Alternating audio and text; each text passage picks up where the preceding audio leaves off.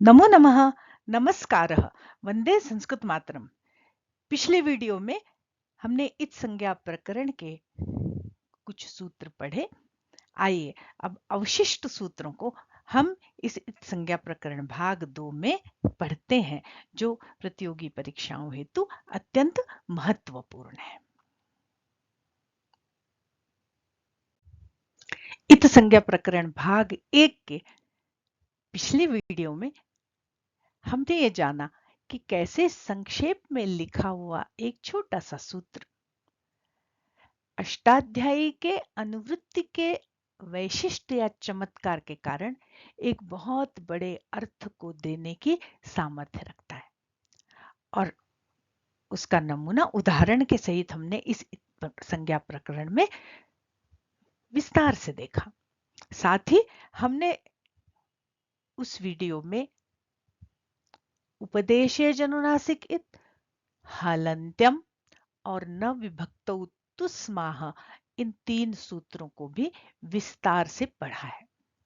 अब हम पढ़ रहे हैं अवशिष्ट सूत्रों को, जिनमें इत संज्ञा करने वाला तीसरा सूत्र है आदिर ही टूडवा। तो आइए हम पढ़ते हैं इस सूत्र को।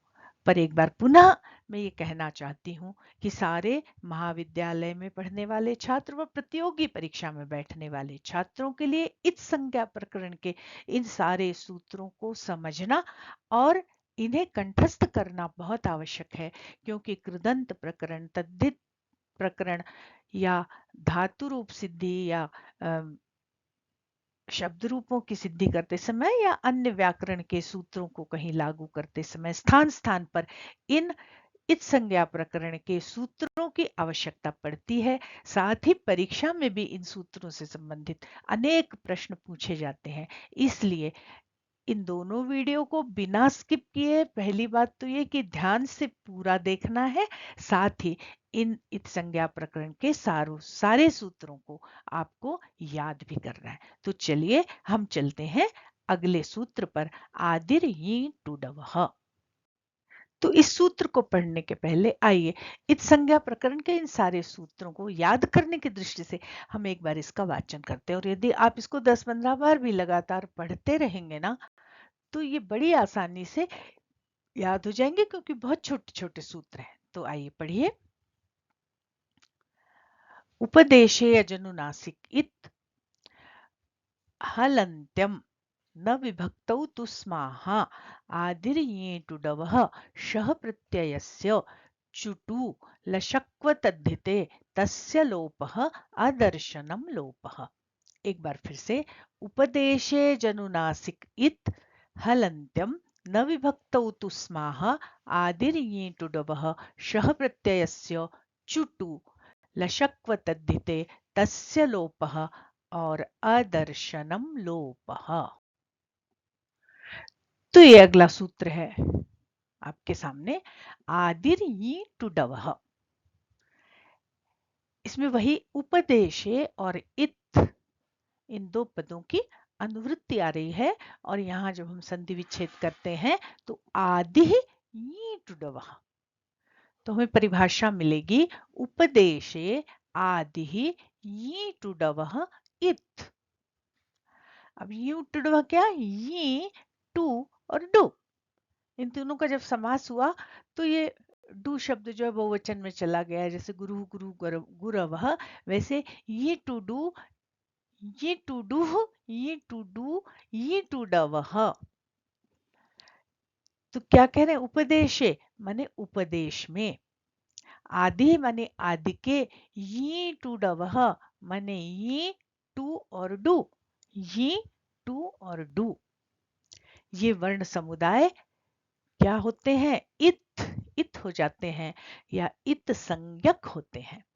और जो इत संज्ञक होते हैं फिर उनका तस्य लोपः से लोप हो जाता है। उपदेश मैंने क्या, ये हमने इत संज्ञा प्रकरण के भाग 1 के वीडियो में बहुत विस्तार से समझाया, आप वहां देखेंगे तो आपको समझ में आ जाएगा। तो व्याकरण के ग्रंथों में जो उपदेश में कहे गए ये, टू और डू, ये 3 वर्ण समुदाय हैं, इनकी इत संज्ञा होती है।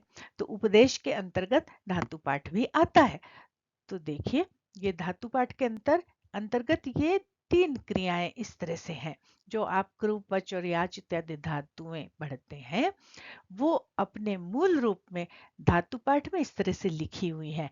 डुक्रिय करणे माने करने के अर्थ में, क्रिया करने के अर्थ में कृ धातु होती है, तो वो कृ धातु क्या है? डुक्रिय धातु है। इसी तरह डुपचश पाके, पाक माने पकाने के संबंध में डुपचश धातु होती है। और टू याच्रु यांचायाम, टू याच्रु याच धातु, यांचा करने के प्रसंग में, कुछ मांगने के प्रसंग में याच धातु होती है, तो उसका मूल रूप है टू याच्रु। अब देखिए यहाँ पर आदिर ये टूडवह ये सूत्र काम करेगा, और इन तीनों ही धातुओं की के जो मूल रूप है उनमें से ये टू और डू इनका लोप हो जाएगा, क्योंकि आदि में आने वाले टू और डू और ये भी उनका लोप होता है। तो ये डू का भी लोप हो गया, दोनों का, डुक्री करने के डू का और डू पचश के डू का, और टू याचरु के टू का। पर अभी एक ही सूत्र लगा है, और इसके पूर्व में हम जो दोनों सूत्र पढ़ चुके हैं वो भी यहाँ पर कहीं कहीं एक और कहीं दो लागू हो रहे हैं। देखिए डुक्रिय करने का जो ये य है ये अंतिम हल है, इसलिए हलंत्यम से इसका भी लोप हो जाएगा, मतलब हलंत्यम से इसकी भी संज्ञा होगी और लोप हो जाएगा, शेष बचेगा केवल क्री। इसी तरह डू पचश के डू का लोप हो गया, पचश बचा। यहाँ पर दो सूत्र जो हमने पहले पढ़े दोनों काम करेंगे, तो ये श का जो लोप है वो हलंत्यम से इत संज्ञा होकर तस्य लोप से लोप होगा, और पच में जो अ है अनुनासिक अ, उसकी उपदेशय जनुनासिक इत से इत संज्ञा होकर उसका लोप होगा और शेष बचेगा केवल पच। इसी तरह टू या च्रु, इसमें भी टू का लोप हमने इस आदि टू डवह इस सूत्र के अनुसार इत संज्ञा करके किया है। और याचरों का ये जो री है, री अनुनासिक री, उसका लोप उपदेशीय जो नासिक इत से इत संज्ञा करके तस्य लोप से लोप हो जाएगा, तो ये धातु भी बचेगी याच। तो डुक्रिय करने की धातु हो जाएगी क्री, डुपचश की पच, और याच्रुयांचायाम टू याच्रुयांचायाम की याच धातु। और इस तरह से इत संज्ञा होकर इन इन वर्णों का इस सूत्र से आदिर ये टू डू वह, टू डू वह नहीं टू ड वह, इस सूत्र से इत संज्ञा होकर लोप हो जाएगा। चलिए अब हम अगला सूत्र देखते हैं। देखिए शह प्रत्ययस्य, यहाँ पर उपदेशय जनुनासिक इत से उपदेशय और इत, इन दो पदों की अनुवृत्ति तो आ ही रही थी। अभी हमने जो सूत्र पढ़ा आदिर यू टुडवह, उसमें से आदि इस पद की भी अनुवृत्ति आई और हमको ये इतना बड़ा सूत्र मिला, उपदेशे आदि शह प्रत्ययस्य इत। हम इसका अन्वय करते हैं, तो उपदेशे प्रत्ययस्य आदि शह इत। उपदेशे माने उपदेश में, प्रत्ययस्य माने प्रत्यय के, आदि ही माने आदि में स्थित या आदि के, शह माने श का, केवल मूर्धन्य श की बात कर रहे हैं या षष्ठी लगी, या श की, इत माने इत संज्ञा होती है। उपदेश में प्रत्यय के आदि में स्थित श की इत संज्ञा होती है। और उपदेश माने क्या, ये हमने इत संज्ञा प्रकरण के भाग 1 के पिछली वीडियो में बहुत विस्तार से समझाया, तो वहां जाकर आप देख लीजिएगा कि किन ग्रंथों के किन किन पदों की उपदेश संज्ञा या किन किन सूत्रों की उपदेश संज्ञा, आगम इत्यादि की। तो यहाँ पर एक बात कही है, देखिए प्रत्यय के आदि में स्थित होना चाहिए। उपदेश में जितने प्रत्यय हैं उन प्रत्ययों के आदि में स्थित श की इत संज्ञा होगी। तो वैसे तो जो श से शुरू होने वाले प्रत्यय हैं वो 3 कृत संज्ञक प्रत्यय है, मतलब कृत प्रत्यय है, और लगभग 14 तद्धित प्रत्यय है। इन सभी के शुरुआत में श है, इन सभी के प्रारंभ में श है और उन श का उन मतलब प्रत्येक प्रत्यय के श की इत संज्ञा हो जाती है और उसका लोप हो जाता है, इसलिए उन प्रत्ययों को कहते हैं शित प्रत्यय। और शित होने के कारण फिर उसमें बहुत सारे नियम लागू होते हैं। अभी इतने विस्तार में हम नहीं जा रहे, हम केवल एक कृत प्रत्यय का उदाहरण और एक तद्धित प्रत्यय का उदाहरण लेकर इस बात को समझते हैं कि प्रत्यय के आदि के श की कैसे इत संज्ञा होती है। तो अब ये देखिए, एक प्रत्यय हमने लिया श्वुन। श्वुन प्रत्यय एक कृत प्रत्यय है जो सीधे धातु में लगता है। तो अब इस वाले नियम से शह प्रत्ययस्य, जो शह प्रत्ययस्य है, इस नियम से इसके श की इत संज्ञा होगी और उसका लोप होगा। और जो हमने हलंत्यम सूत्र पढ़ा है उस नियम से इस न का भी लोप हो जाएगा और शेष बचेगा केवल वु। और फिर आगे वु को भी कुछ आदेश होता है यु और अनाको इत्यादि सूत्रों से, तो हम अभी देखते हैं। दूसरा एक सूत्र हम देखते हैं तद्धित का, ष्ठन प्रत्यय। ष्ठन प्रत्यय जो है पात्र शब्द में लगाएंगे तो पात्रिक बनता है। तो देखिए इस श का लोप हो जाता है इस नियम से, शह प्रत्ययस्य, इस नियम से इस मूर्धन्य श का लोप हो गया क्योंकि वो आदि में स्थित है और प्रत्यय में लगा है। और इस न का लोप वही हलंत्यम से इत संज्ञा होकर इसका लोप होगा और शेष बचेगा केवल ठ।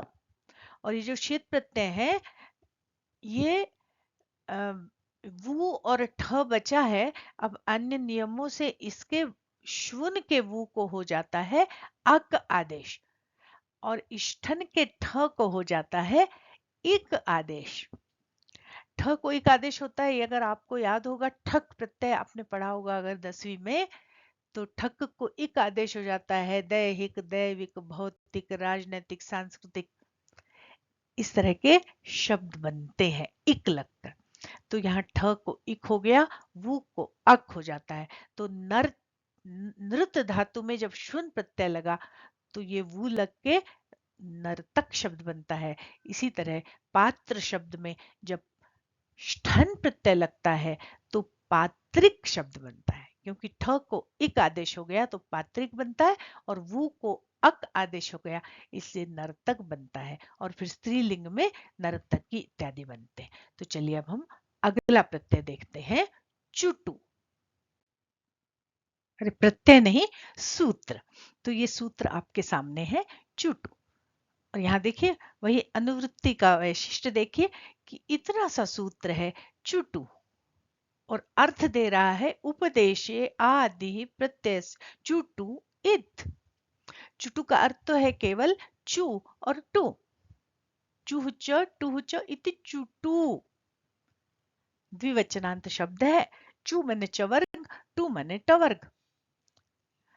और यहां पर देखिए उपदेशे जनुनासिक इत से उपदेशे और इत की अनुवृत्ति आई, आदि यू टुडवह से आदि पद की अनुवृत्ति आई। और अभी जो हमने एक सूत्र पढ़ा शह प्रत्ययस्य, वहां से प्रत्ययस्य की अनुवृत्ति आई और ये इतना बड़ा अर्थ हमें मिला कि उपदेशे आदि प्रत्ययस्य चुटु इत।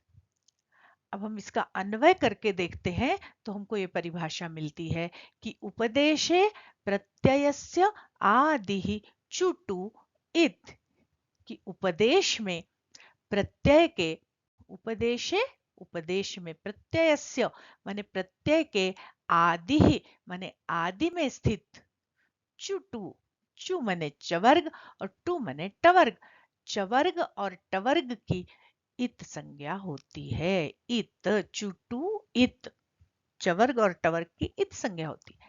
मतलब प्रत्यय के आदि में यदि चवर्ग का कोई वर्ण है या प्रत्यय के आदि में टवर्ग का कोई वर्ण है तो दोनों ही स्थितियों में उनकी इत संज्ञा होगी और फिर तस्य लोपः से उन उन उन वर्णों का लोप हो जाएगा। तो आइए हम उदाहरण देखकर इस बात को समझते हैं। ये देखिए प्रत्यय है तो वो सुप्रत्यय भी हो सकते हैं, और कृदंत भी कृत प्रत्यय भी हो सकते हैं, तद्धित भी हो सकते हैं। यहाँ देखिए एक उदाहरण हमने लिया है सुप प्रत्यय का, सु औजस, सु औजस अमौक्षस, ताभ्याम भिस्गेभ्याम भ्यस, ये सुप प्रत्यय। तो उसमें से देखिए जस प्रत्यय हमने लिया, तो जस प्रत्यय का ये जो ज है ये आदि में है और चवर्ग का वर्ण है। जस एक प्रत्यय है, सुप प्रत्यय है, और उसके आदि में ये जो ज है वो चवर्ग का वर्ण है, इसलिए इस ज की चुटु इस सूत्र से इत संज्ञा होकर तस्य लोप से इसका लोप हो जाएगा और शेष बचेगा केवल अस। पर अस का जो स है उस स का लोप नहीं होगा, क्योंकि हमने एक सूत्र पढ़ा है न विभक्तौ तुस्माहा, कि विभक्ति के प्रसंग में तू स और म का लोप नहीं होता। तो ये विभक्ति का प्रसंग है सुऔजस, और ये स जो है तुस्माह में से एक वर्ण है स, इसलिए इस स का लोप नहीं होगा और जस का शेष बचेगा केवल अस, ज का लोप हो जाएगा। इसी तरह टाप और डाप ये स्त्री प्रत्यय है, तो देखिए ये टवर्ग में ट भी आता है और ड भी आता है, तो इनकी इस चुटु इस सूत्र से संज्ञा होकर इनका लोप हो जाएगा। और ये जो प है ये दोनों प हलंत्यम से संज्ञक होंगे और इनका भी लोप हो जाएगा और चाप और डाप दोनों प्रत्ययों में बचेगा केवल आ। और देखिए जस का बचेगा अस, टाप और डाप का बचेगा केवल आ।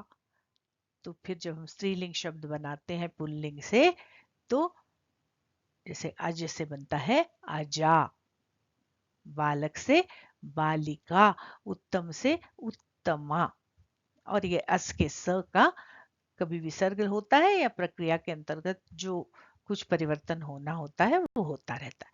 तो ये चुटु सूत्र जो आपको समझ में आ गया होगा। अब हम देखते हैं इत संज्ञा करने वाला अंतिम और बड़ा महत्वपूर्ण सूत्र, क्योंकि इस सूत्र से संबंधित बहुत सारे प्रत्ययों का हमको काम पड़ता है।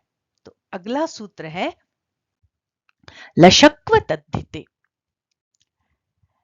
ये सूत्र है हमारा अगला, और यहाँ अनुवृत्ति वही ऊपर से उपदेशे इत आदि और प्रत्यय से इन सारे पदों की आ रही है, और अन्वय करने पर और यहाँ पर संधि विच्छेद करने पर हमें जो परिभाषा मिलेगी हम देखते देखें। लशक्व तद्धिते में ल श कु और अतद्धिते, कु और अतद्धिते में यहाँ संधि होगी यण, तो क्वतद्धिते बना। तो अन्वय करके हमें परिभाषा मिलेगी कि उपदेशे माने उपदेश में अतद्धिते प्रत्ययस्य, अतद्धिते माने अतद्धित का प्रसंग होने पर, माने अतद्धित प्रत्यय होने पर, प्रत्ययस्य माने प्रत्यय के, आदि माने आदि में आने वाले, पूर्व में आने वाले, ल श और कु माने कवर्ग की इत संज्ञा होती है। उपदेश में अतद्धित प्रत्यय के आदि के ल श और कु इनकी इत संज्ञा होती है। अब यहाँ ये ध्यान रखना है कि अगर तद्धित प्रत्यय होगा तो इन ल श कु की इत संज्ञा नहीं होगी, और तद्धित को छोड़कर दूसरा कोई सा भी प्रत्यय होगा तो वहां इत संज्ञा हो जाएगी। चलिए आगे देखिए, उदाहरण के माध्यम से इस बात को समझते हैं।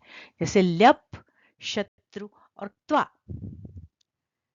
इन प्रत्ययों को हम देखें तो ल्यप जो है इसके आदि में ल आया है और ये तद्धित प्रत्यय नहीं है, तो इस ल शक्कु के अंतर्गत ही आ रहा है, तो ल की इत संज्ञा हो गई। शत्रु के श की भी इत संज्ञा होगी, क्योंकि शत्रु भी अतद्धित प्रत्यय है, माने कृत प्रत्यय है, श की इत संज्ञा होगी। और त्वा प्रत्यय के क की इत संज्ञा होगी, क्योंकि ये कु के अंतर्गत आ रहा है और ये एक कृत प्रत्यय है। और अब देखिए ये प की हलंत्यम से और शत्रु के री की उपदेशनासिक से इत संज्ञा होगी और इन इन वर्णों का लोप होगा और हमें ये ल्यप का शेष बचता है य, जैसे आदाय, प्रदाय, आगम्य ऐसे शब्द बनते हैं। शत्रु का अत शेष बचता है, पठत, लिखत, और रूप चलते हैं पठन, पठनतौ, पठनत, और त्वा का पठित्वा, लिखित्वा, श्रुत्वा, गत्वा, ये आप सब जानते हैं।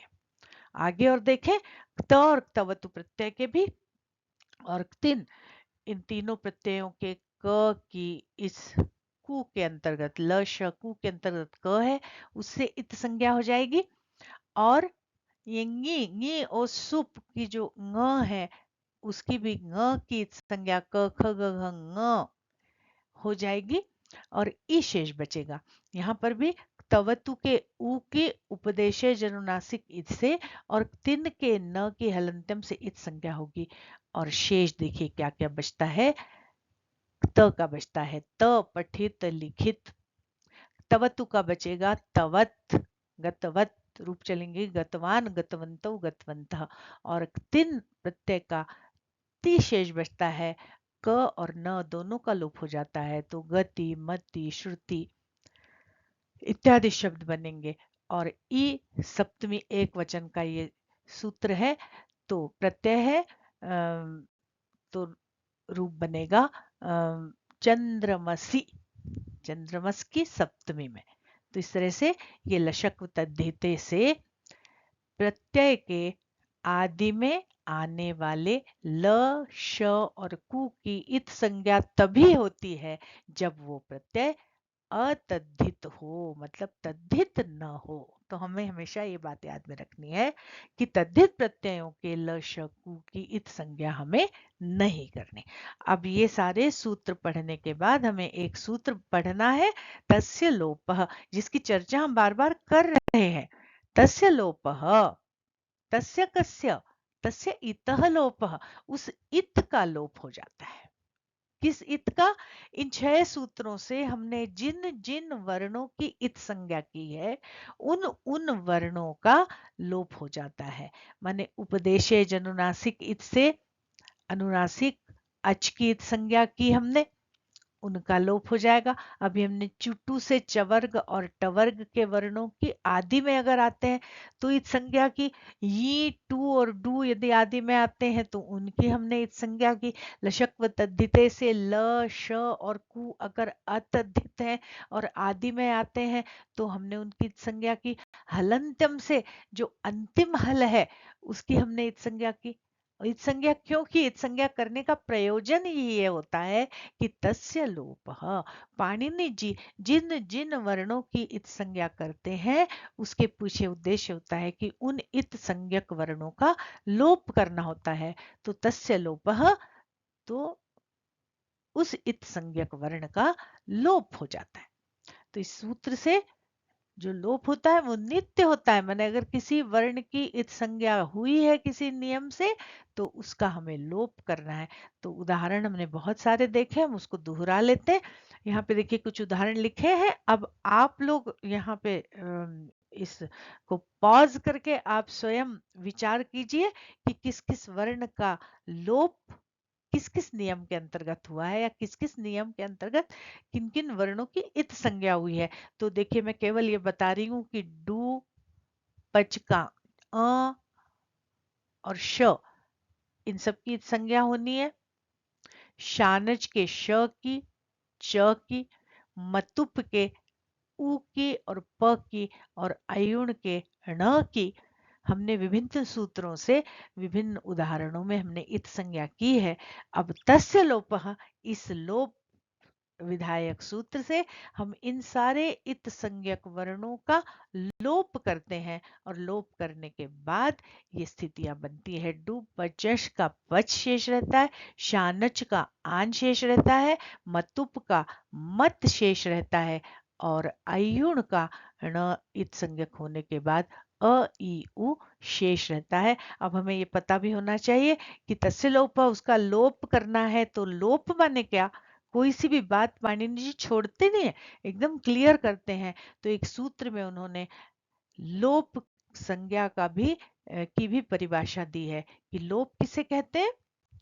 तो कह रहे अदर्शनम लोपः, जब वो इत संज्ञक वर्ण हम हटा देते हैं, वो हमें दिखाई नहीं पड़ता है, तो उस आदर्शन की लोप संज्ञा होती है। तो वो दिखाई भले नहीं पड़ता, पर ये ध्यान रखें कि वो दिखाई नहीं पड़ता वर्ण, पर उसकी सत्ता होती है। जैसे अभी हमने चर्चा की कि ये इतने इतने वर्ण शित होते हैं, तो शित होने पर कोई नियम होगा, तो वो नियम वहां लागू होते हैं, इसलिए वो दिखता भले नहीं है वर्ण, पर उस वर्ण की सत्ता होती है। ये आपको ध्यान में रखना है। तो आइए एक बार इसको फिर से देखें। इत संज्ञा प्रकरण के सूत्र है आपके सामने कि ये उपदेशे जनुनासिक इत, इसमें से ये उपदेशे की अनुवृत्ति नीचे तक गई, इत की अनुवृत्ति भी अंतिम सूत्र तक गई है। फिर हलंत्यम आया, न विभक्त तुस्माह में हलंत्यम की अनुवृत्ति गई। फिर आदिर यूटुडवह सूत्र आया, और आगे आने वाले 3 सूत्रों में इस आदिर यूटुडवह से आदि पद की अनुवृत्ति हुई। और ये जो शह प्रत्यय सूत्र का ये प्रत्यय पद आया, इस प्रत्यय पद की ये आगे आने वाले 2 सूत्रों में अनुवृत्ति गई। और इस तरह से छोटे छोटे सूत्रों का विस्तार से बड़ा बड़ा अर्थ निकला, और इनके आधार पर जिन जिन वर्णों की इत संज्ञा हुई, तस्य लोपः, उस इत संज्ञक वर्ण का तस्य लोपः इस सूत्र से लोप हो जाता है। और लोप किसे कहते हैं? अदर्शनम लोपः। तो इस तरह से ये इत संज्ञा प्रकरण यहाँ पर समाप्त होता है। अब जब हम प्रत्यय इत्यादि पढ़ेंगे, तब हम इन सूत्रों का उल्लेख नहीं करेंगे, क्योंकि प्रत्ययों के जो वीडियोस है वो छोटे बच्चे भी देखते हैं। वहां हम केवल इनकी इत संज्ञा हुई ऐसा वहां पर उल्लेख करेंगे। तब आपको यहाँ इस वीडियो पर आकर ये देखना पड़ेगा कि इस वर्ण का लोप या इस वर्ण की इत संज्ञा किस सूत्र से हुई है। आज के लिए बस इतना ही। आशा है कि आपको यह इत संज्ञा प्रकरण के दोनों वीडियोस बहुत अच्छी तरह से समझ में आ गए होंगे। तो जल्दी से वीडियो को लाइक कीजिए, शेयर कीजिए अपने मित्रों के साथ, अपने कमेंट्स दीजिए, और इत संज्ञा प्रकरण के सारे सूत्रों को जल्दी से याद कर लीजिए। बहुत जल्दी मिलते हैं इसी तरह की किसी नई अवधारणा के साथ। तब तक के लिए नमस्कार। वीडियो पर समय देने के लिए बहुत बहुत धन्यवाद। पुनर्मिलामः। जयतु संस्कृतम, जयतु भारतम।